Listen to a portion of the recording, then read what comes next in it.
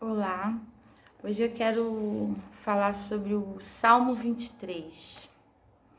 Ele diz assim: o Senhor é o meu pastor e nada me faltará.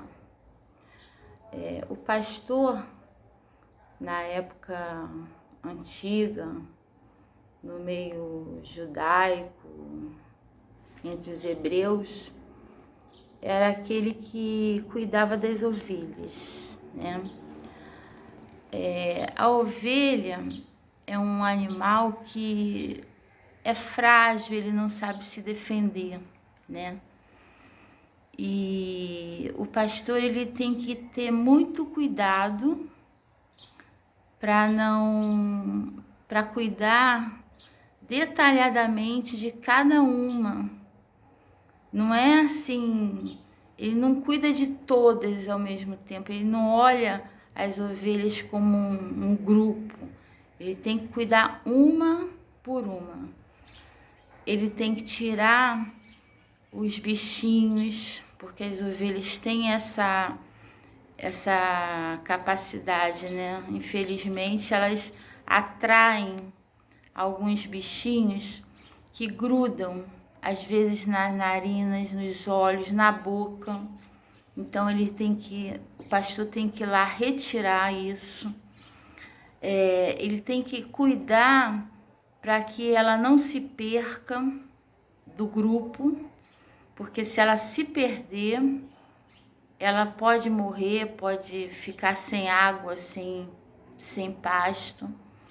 Então, só rapidamente falando sobre isso, né?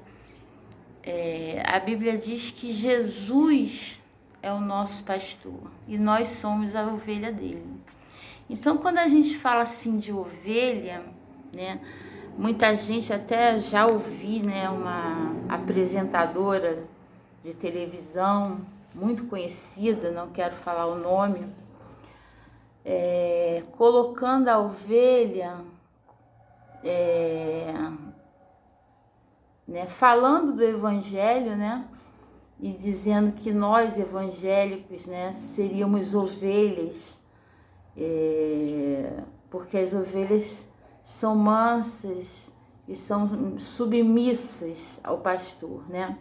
Quando a gente fala de pastor, nós estamos falando de Jesus. Aliás, quem fala é a Bíblia, né? Na verdade, o pastor, quando ele fala sobre isso, ele não está falando de pastor físico, ele está falando de Jesus.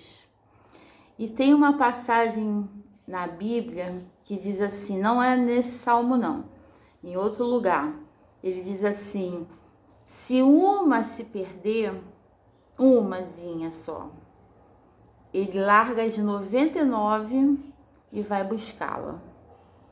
Isso é muito lindo, né? Por quê? Porque a gente se sente única, né?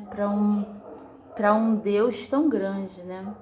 Quando a gente pensa em Deus, a gente pensa assim, nossa, Deus não tem tempo para trabalhar comigo, para olhar para mim, para ver os detalhes.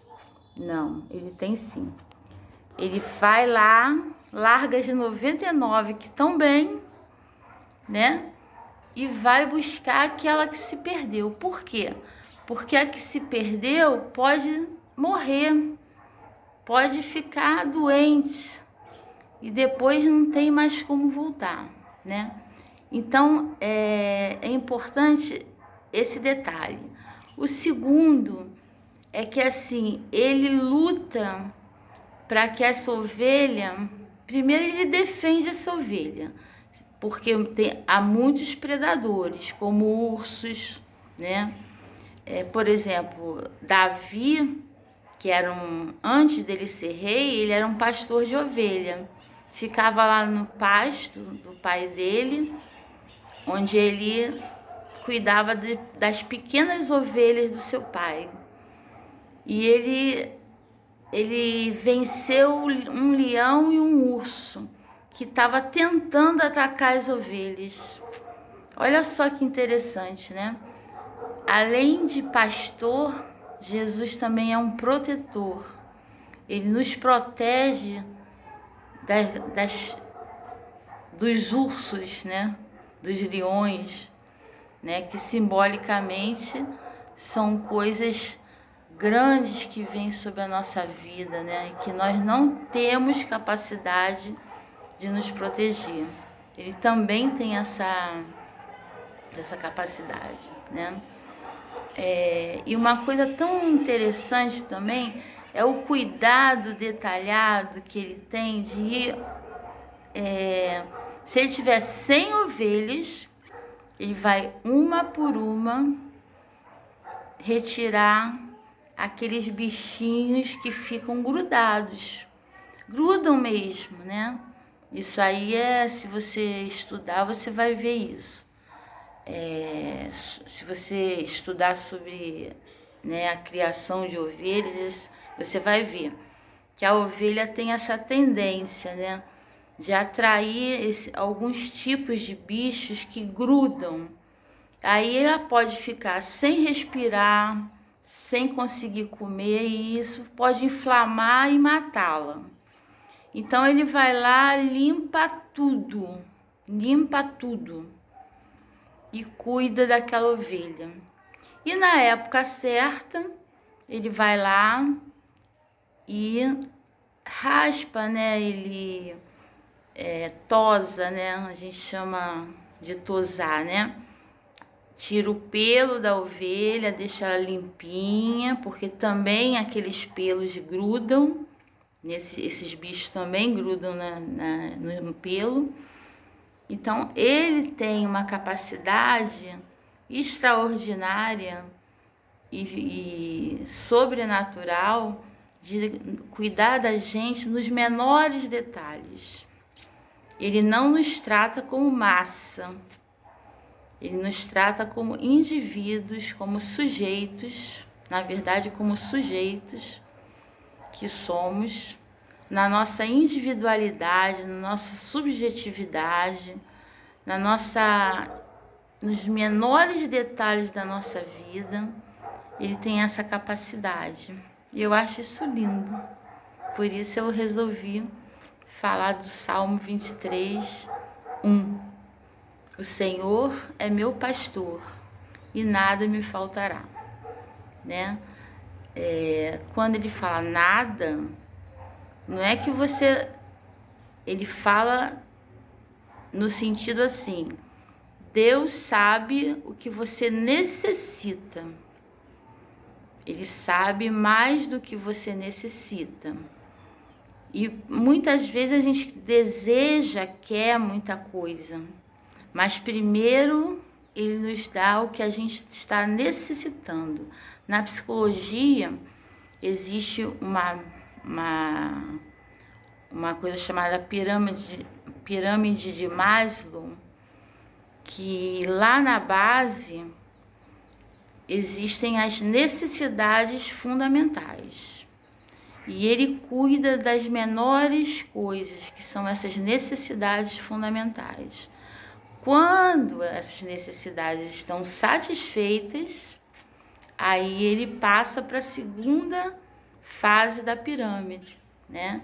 Que são as outras, no caso seriam necessidades também, mas não seriam fundamentais.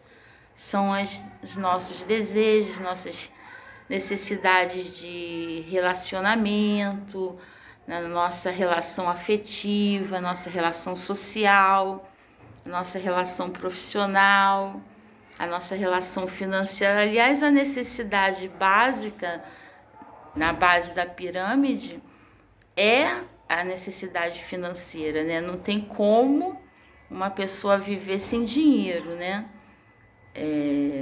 Quando eu falo dinheiro, no sentido assim, ele sabe o que eu preciso para viver, né? Para comer, para vestir, né?